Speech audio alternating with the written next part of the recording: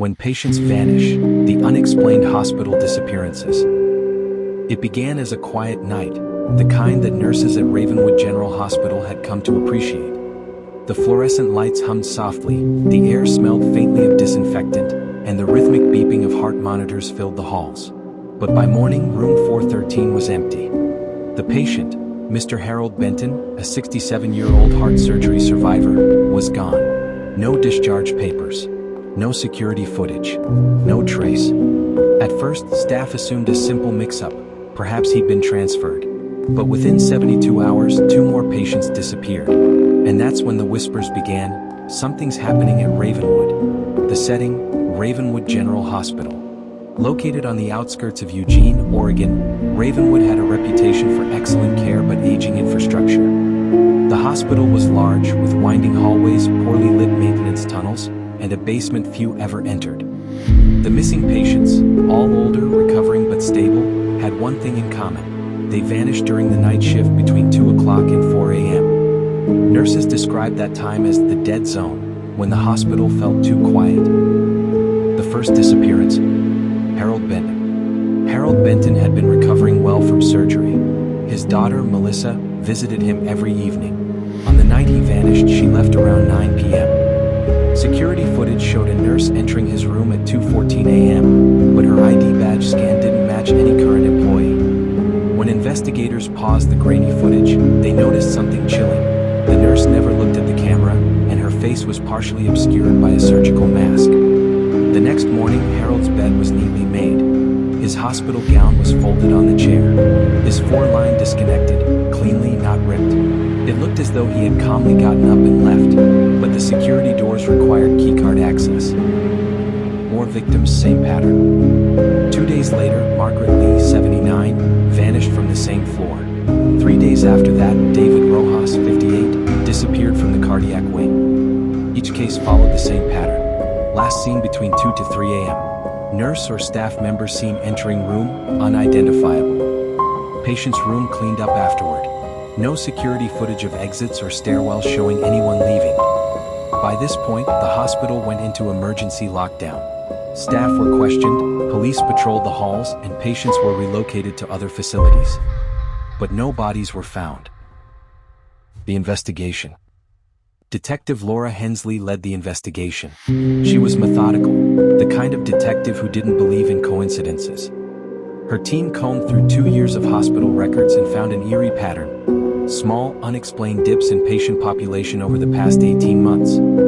7 missing persons cases, all elderly, all admitted between September and March, all disappearing during the same dead zone hours. Then came the first real lead. A janitor named Kyle Jensen reported hearing strange noises from the old psychiatric wing, which had been closed for renovations years earlier. He described whispers, clinking metal, and what sounded like a rolling hospital gurney echoing through the dark corridor. When police searched the area, they discovered fresh footprints, a faint chemical smell, and, most disturbingly, a locked door with bloodstains on the handle. The hidden ward.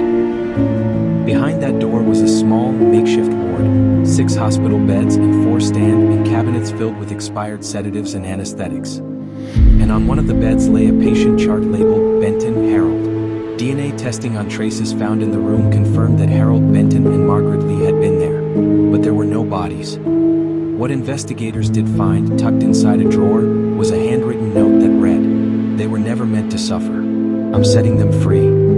The handwriting matched that of Nurse Colleen Price, a former Ravenwood employee who had disappeared 6 months earlier after being dismissed for erratic behavior and unauthorized medication use. The hunt for Nurse Price. Colleen Price had been a respected trauma nurse, until her mental health began to deteriorate after the loss of her husband to cancer. She became obsessed with the idea of merciful death. Co-workers recalled her saying things like, "Keeping them alive just prolongs their pain." After her termination, she vanished from town, but Detective Hensley believed she never really left.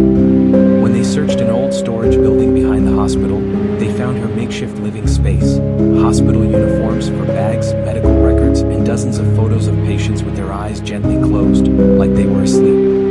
The final photo on the table was of Melissa Harold's daughter. Scrawled underneath, "She'll understand one day." The twist. Before police could locate her, Colleen was spotted inside the hospital by a night guard, standing silently in the corridor holding a syringe. When officers arrived minutes later, she was gone. But she had left something behind in the ICU, an unconscious patient with a sedative overdose who, miraculously, survived. When that patient awoke, he said something that sent chills through the entire investigation. She told me it wouldn't hurt, that she was taking me where no one cries. The end of the trail. Colleen Price was never found. Some say she drowned herself in the nearby Willamette River. Others believe she still hides somewhere in the abandoned parts of Ravenwood, watching. Ravenwood General was shut down a year later. To this day, security guards patrolling the demolished site claim to hear the faint squeak of wheels, and once in a while, a voice whispering from the darkness, "It's time for your rest." The Ravenwood disappearances remain one of Oregon's most haunting unsolved cases. Families never received closure. Detective Hensley retired but still keeps Colleen Price's photo on her desk. And as for Melissa Benton, Harold's daughter, she visits the memorial built near the hospital ruins each year. A single candle in her hand, she whispers the same words into the cold night air. "Rest easy, Dad. She can't hurt you anymore."